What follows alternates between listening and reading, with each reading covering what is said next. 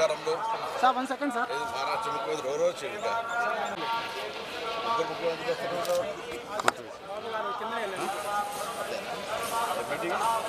Temples expo international temples. Okay తీసుకున్నాక sir రండి sir వచ్చాను. 1 సెకండ్ సార్. రండి సార్ చెప్తున్నా కదా సార్ 1 సెకండ్.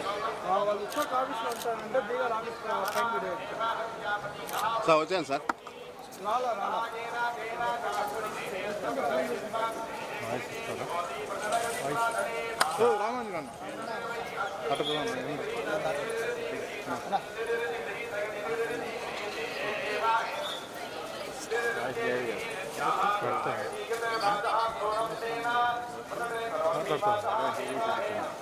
ఏముంది కానీ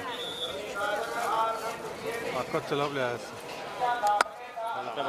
స్ట్రైట్ వచ్చేసాను. స్ట్రైట్గా వచ్చాను.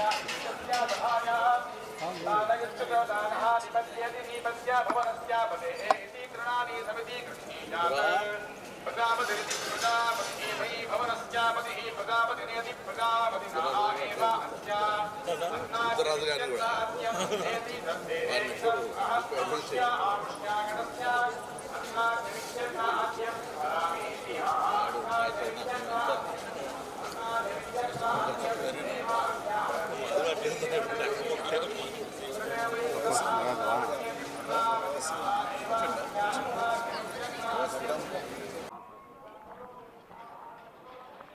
మైక్ తీసుకున్నాను.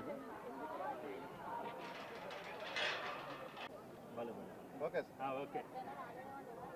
తెలంగాణ రాష్ట్ర ప్రభుత్వం దేశంలో రోల్ మోడల్గా మార్గదర్శకత్వంగా ఉండే విధంగా కుల సర్వే నిర్వహించింది. ఆ కుల సర్వే కార్యాచరణ భవిష్యత్తులో చట్టం చేయబడి 42% బలహీన వర్గాలకు స్థానిక సంస్థలతో పాటుగా విద్యా ఉపాధి అవకాశాల్లో రిజర్వేషన్లు కల్పించడానికి మార్చి మొదటి వారంలో శాసనసభ ప్రత్యేక సమావేశాలు జరుగుతున్నాయి. కేబినెట్ తీర్మానం అనంతరం సభలో చట్టరీత్యా చట్టం చేయబడుతుంది.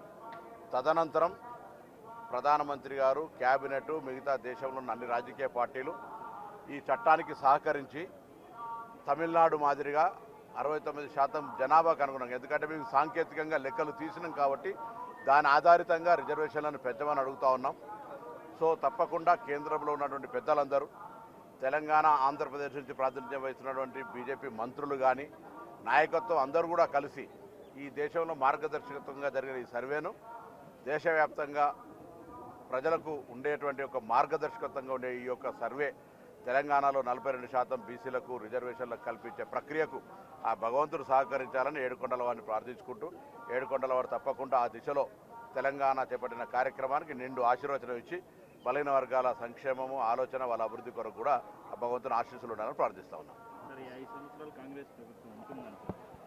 ఎక్కడ తప్ప దానికి ఎందుకు అనుమానం అవసరం లేదు. ఏడుకొండల వాడి దయతోటి ప్రజల ఆలోచనకు అనుగుణంగా ప్రజాపాలన ప్రభుత్వం వచ్చింది.